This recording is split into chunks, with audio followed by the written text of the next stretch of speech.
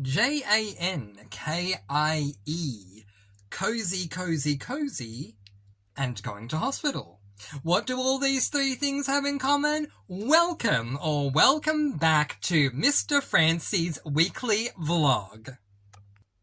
Yes, hello, and welcome back to the channel. I'm trying to film in different rooms for different segments just to mix a few things up. Okay, we are going to get to those three things that I discussed, Jankie, cozy, cozy, cozy, and being in hospital momentarily. But first, let's just begin with a few housekeeping things. First of all, I planned on doing many weekly vlogs this month, and it did not work out. Next, the one weekly vlog I did had many clips in it, and y'all were so supportive of it. Thank you. Then what ended up happening was I filmed the first clip for the next day, and then I went away to a friend's. Planned on coming back the absolute latest on Monday, ended up coming back Wednesday night. And just ended up scrapping that one mini clip. So what we're going to do in this weekly vlog is a weekly update in one video. My plan moving forward will be to do mini clips in October. Provided I don't go off schedule, you should have a mini clip weekly vlog for every single week in October. All right, let's talk about what I usually discuss in these types of one-clip vlogs, and that is I talk about personal life updates, then I talk about reading, and then I talk about TV shows or movies. There's a lot to discuss. So, we're going to open up with personal update, and this is going to take care of the hospital side. We'll get there in a moment. So, as I said, last time we checked in, I filmed another mini clip the next day on Friday, and then I went to my friends, was planning on coming back on Monday, came back on Wednesday.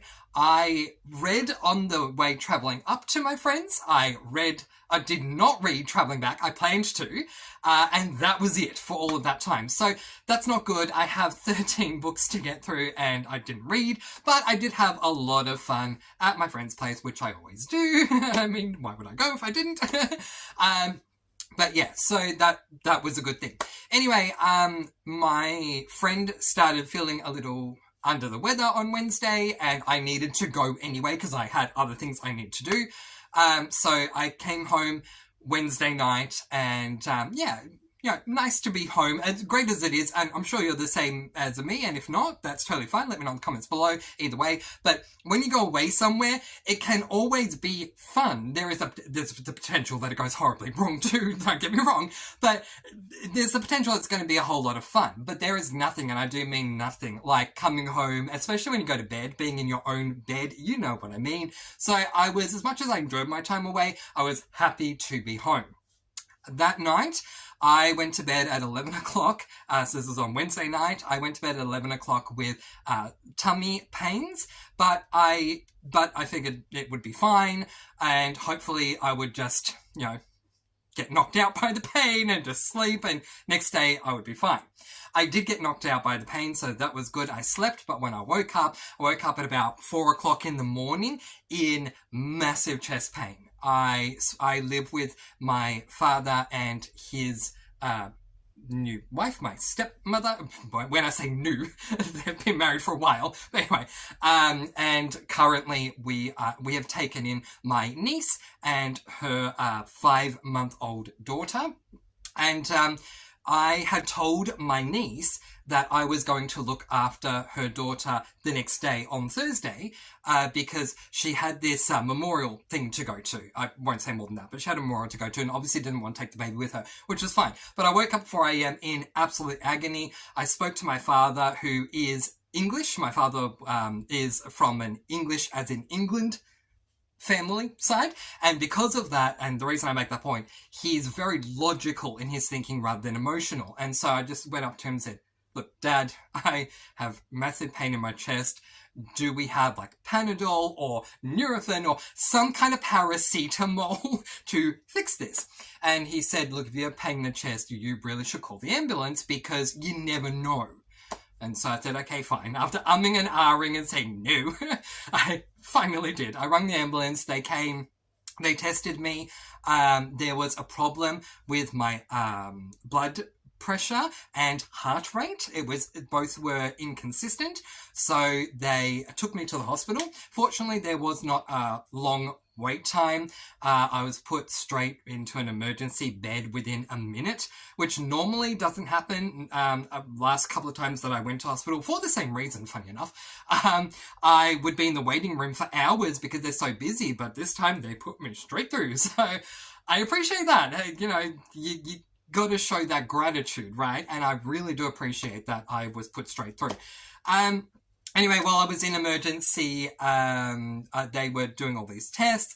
They put a cup thing in my arm so they could take blood. If you don't know this, I can tell you now. I have trypanophobia. Trypanophobia is defined as the irrational, but screw that, I'm saying rational, fear of needles, because, can I just say, I'm not trying to be a little child. In my mind, a needle is an instrument that to work, you have to stab someone. And it doesn't work in my mind. Not only do I not want to be stabbed, because it's counterintuitive to be stabbed. If someone's trying to stab you, you're going to try and move out the way. But yeah, obviously don't like the pain and whatever. And it's weird for me too, because if I have an injection and immunization, I need to look away. But if I have a blood test, I need to look. So it's really weird. Anyway, so the ambulance guy put it in for me. And I told him straight away, as I tell everyone, I said, look, just so you know, I'm really not good with needles. So I'm just letting you know now, in case if I freak out or whatever. But he was great. He put the cap in. And the great thing about the cap is that the cap then stays in there. So then when they want to get more blood, they take off. The syringe part is not there. It's just the needle part's not there, just the rest of the syringe. So they attach that to the cap to take out the blood. So I did appreciate that I was only pricked once, but still I don't like needles. Anyway, eventually I was moved to short stay, which is usually a good thing because it means you're not going to be there long. But the reason they moved me is because they needed the bed in emergency. I hadn't had my results by this time, so they moved me to short stay. I love short stay. It was like being in a hotel room. But anyway, I was there. I was put on a cocktail of drugs, which you would expect, and obviously started feeling better after a while because of the drugs. They were monitoring my heart rate and my blood pressure, and again, it was going up and down. Sometimes my blood pressure was quite low, sometimes it was quite high, so it was quite irregular. But they did blood tests, 2 different sets of blood tests, and they both came back normal. They also did an X-ray for me, for my heart, and they were waiting on the results for that, but I was feeling okay, so I decided to check myself out, basically, of the hospital. The doctor was fine with that. I didn't even need to sign anything. She said she'll send the X-ray results to my personal doctor and to just take things easy. I came home and just, took it very easy. Had a few minor pains towards the end of the night, maybe like on a 2 out of 10 or a 1 out of 10. And today I've had some on and off nausea, but other than that, I've been absolutely fine. So, yeah, very scary, but glad that that is dealt with. All right, let's now move on to books. Okay, so now we were in the living room, we're now in the kitchen, and first book that I want to talk to you about is Holiday Buzz by Cleo Coyle. Book number, whatever it is, I don't remember, but it's like in the teens. Anyway, doesn't matter. This is an adult cozy mystery that revolves around Claire Cozy, who works in a cafe, so the cozy side is coffee. And yeah, I had gotten halfway through this one when we last spoke. I finished it, I gave it 4 stars. Just quickly to my thoughts, I actually really enjoyed this book. However, my one con would be the lack of Madame. Without a doubt, Madame is my favourite character by far in this series. For some reason, she seems to get less and less screen time, which is annoying. Cleo Coyle, please give us more Madame. That being said, I really enjoyed this one. The cozy side being Christmas was perfect, like Holiday Buzz, holiday time, Christmas, yep, which was perfect. The mystery was enthralling, and I really enjoyed the reveal. If not for the lack of Madame, this book would have gotten 5 stars, but Madame means that much to me. I deducted a star and gave it 4 stars. All right, now quickly. Oh, sorry, I just dropped something. Okay, I was next meant to pick up this book, Starting from Scratch by Jane Northcote, which is the final book in the Housemates series. I started the first chapter or 2, then decided I'm going to shelve this and read it last in September or read it first in October, because the rest of the books I need to read, which there's 6 of, are novellas, so it would just be easier to get through the TBR. So I'm hoping that this will be done in time for my monthly wrap, but if it's not, don't worry. It will be on my October TBR, despite the fact that in my October TBR video, this was not on there, because my hope is I will get through it by the end of September, but we'll see.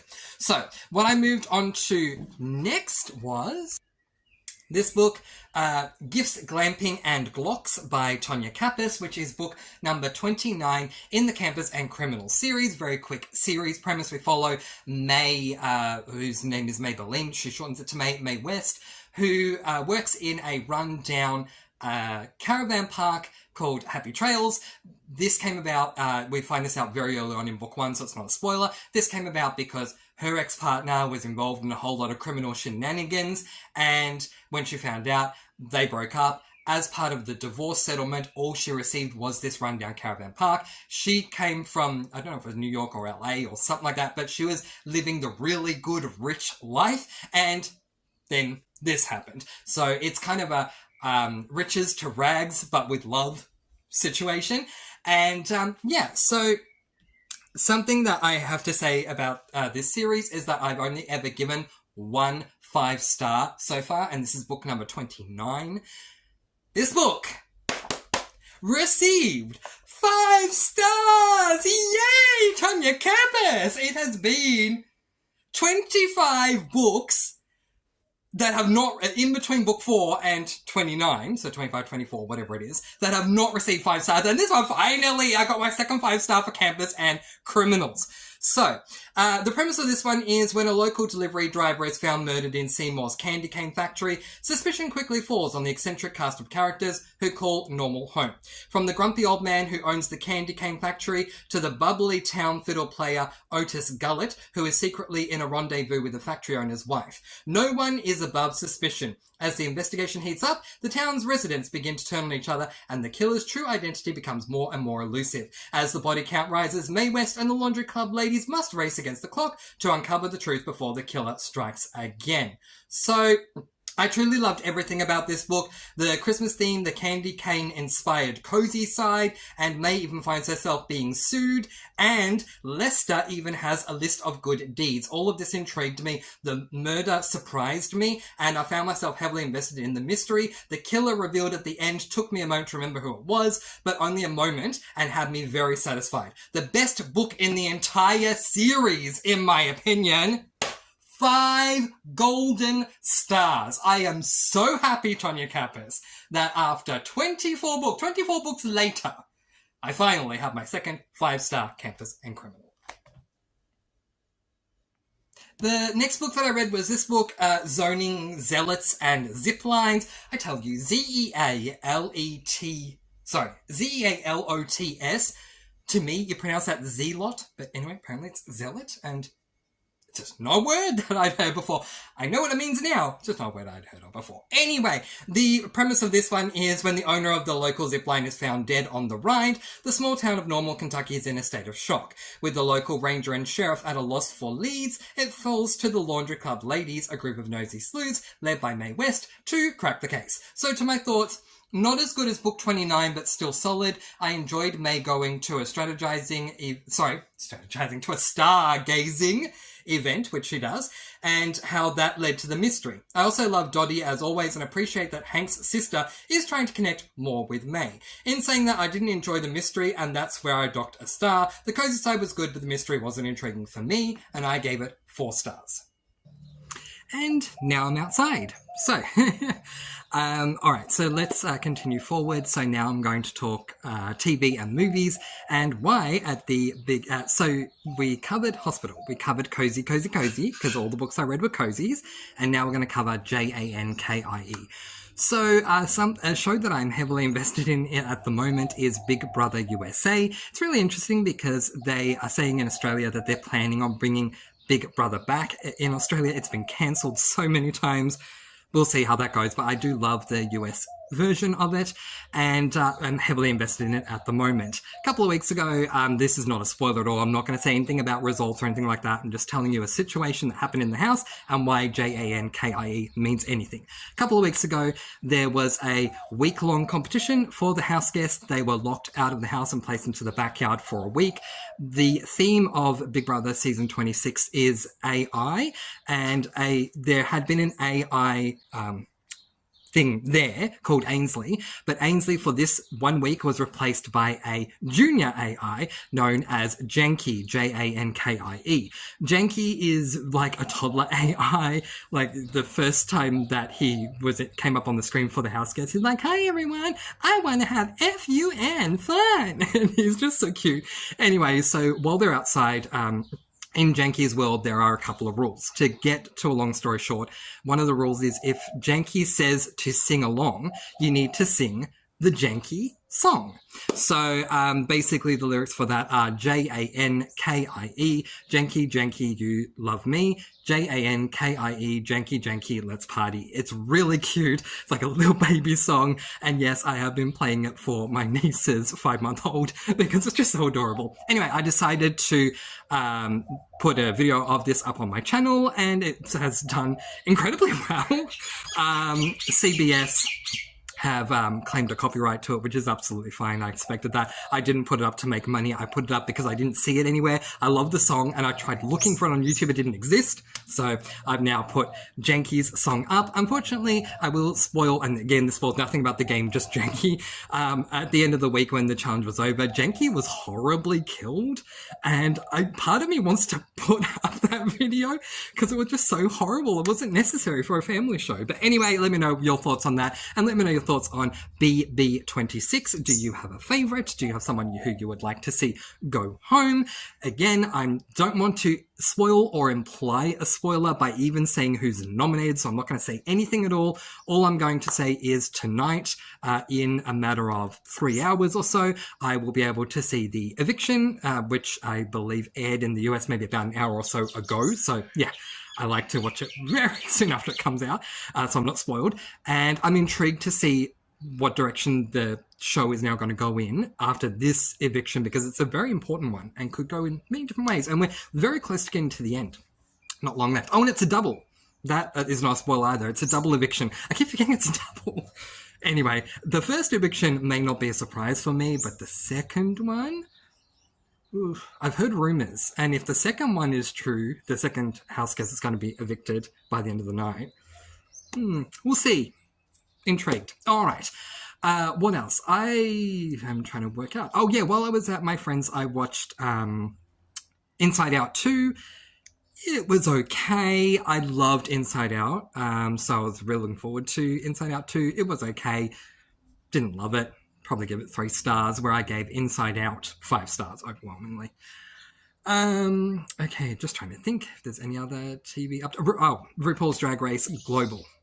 Global All Stars. So this has been interesting. I was behind by about a week or so, but I've caught up now.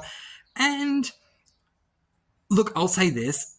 I like the elimination style. For those who have seen any Drag Race franchise but have not seen Global, unlike the other All-Stars where the drag queens vote each other off, in Global All-Stars, it's back to your standard US Drag Race or standard Drag Race formula where RuPaul decides the bottom 2 and then eliminate someone from the competition. I'm really, really happy about that, because as much as I love the twist that happened with All-Stars, a lot of the All-Stars who have been in the show in the US really don't like the way that's done. I can understand that, but I'm a fan of Survivor, so to have all the queens voting for each other is kind of fun, but it is what it is. I'm liking this season, but I can't say that it's amazing. I'm so thrilled that Alyssa Edwards is representing the US, because I do love her as a queen. She's brought a lot to the show. I wonder if Alyssa is going to win, and if Alyssa does end up winning, I wonder if any part of this show was staged so that Alyssa could win, because they've said that, and I'm not confirming or denying that there's another rumour out there, but I'm not confirming or denying because I don't know. But in All Stars 1, was it Chad Michaels?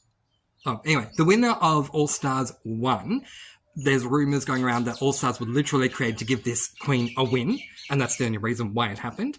Kind of like with season 2, 3, 2, I think 2.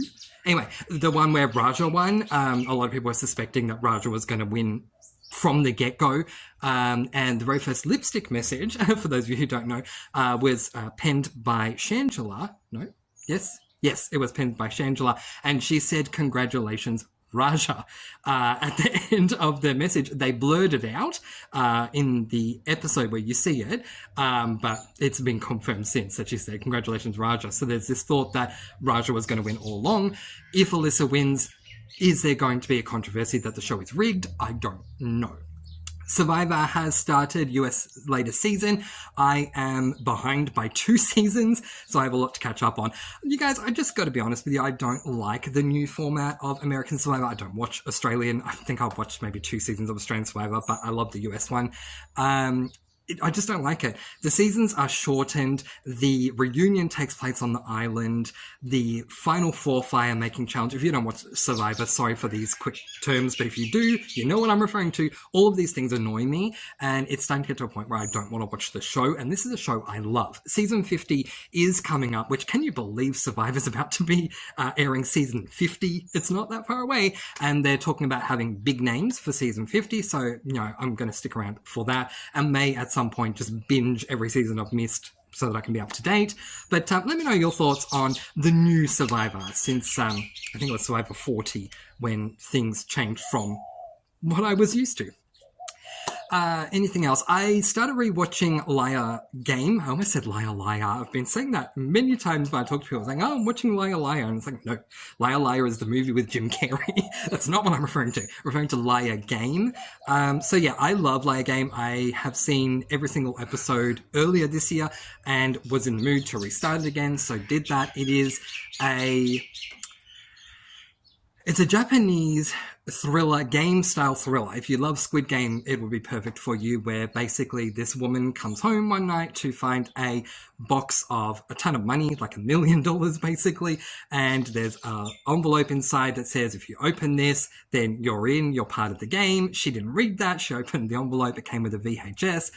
So, yeah, interesting. The guy was saying this is Liar Game, and, you know, there are competitions that you need to do in order to progress, and the downside, the con of the game, so not the con of the show, because I love the show, but the con of the game, just like with Squid Game, if you lose a challenge, you die. In Liar Game, you don't die, but you walk away with a massive debt. The main character that we are following, or you walk away with the debt that you accrued to this point, because every challenge comes with money that you can win, and so if you lose, you're in debt. So the main character is a very compassionate character, and she's trying to get everyone out of debt. I think that's nice and sweet and adorable, but I'm honestly there for the challenges, so that's good. I mean, I'm still trying to find another one, like another Asian thriller game type show. As I say, I love Liar Liar. I'm waiting for the next physical 100 to come out. Squid Game comes out on December 25th or 26th, so I'm looking forward to that coming out. I've seen Friendship Game, which I don't know how to say in Japanese, sorry, but Friendship Game, As the Gods Will, and a number of different others that I just absolutely love. The eight something. Anyway, doesn't matter. I've seen a lot of these thriller game Asian shows and absolutely love them. So if you have a recommendation, please. Oh, and Kakegurui, let me know. I am not a big fan of anime. I've tried to get into it, and all of these things I've mentioned have their own anime version. I am watching the live action version, so please, if you recommend something for me, please make sure that there is a live action version. All I require is closed captioning. I don't mind if the audio is in Japanese or Chinese or whatever it is, as long as there is closed captioning. Please let me know, and I look forward to that. And that, my dear friends, is how the week has gone for me. We are so close to the end of September. Horror month, October, not too far away. How is your September reading going? How's your September watching going? What's been going on in your life? Let me know in the comments section below. I have a Discord as well that accompanies this channel. The link to that is in the description below as well. And I would love for you to come along and join me. At the moment, I'm looking for 2025 SAS list recommendations. That is serious about series recommendations. I just quickly want to say that in my last reading vlog, I spoke about reading vlog? No, in my TBR video for October, I spoke about the SAS list, but did not give the credit to the creator and felt awful the moment I rewatched it, even though it had already been uploaded. So I just want to say the creator of the SAS Serious About Series list is Elizabeth from BookTube channel Lizzie Faye Loves Books, where you just create a list of series that you either want to start, continue on with, or finish. And I'm already thinking ahead to my 2025 SAS list and asking for recommendations on the Discord. So if you want to join and give me some recommendations, let me know. If you want to do some buddy reading in 2025, let me know. We may still be in September, but it's always good to look ahead. All right, everyone, speaking of looking ahead, the next video you will get from me will most likely, I have another video and I don't know when it's coming out, but anyway, it's already done and waiting to go. I just have to work out when I'm going to put it out. But the next video should be my September monthly wrap, and boy do I look forward to presenting that to you. All right, just quickly, I just realized I made a mistake earlier when I spoke about, what was it called? Starting from Scratch being the book that I was postponing. That's not correct. It was actually this book, Pretty in Pink, that I was postponing, which is the final book in the series. So I do apologize. I'm now showing it to you. The correction was made in the video. That makes me happy. So yes, please do like and subscribe for a whole lot more content. And until the monthly wrap, I'm going to let all of you go with peace, blessings, and so much love. Until next time, happy reading. Bye, everyone.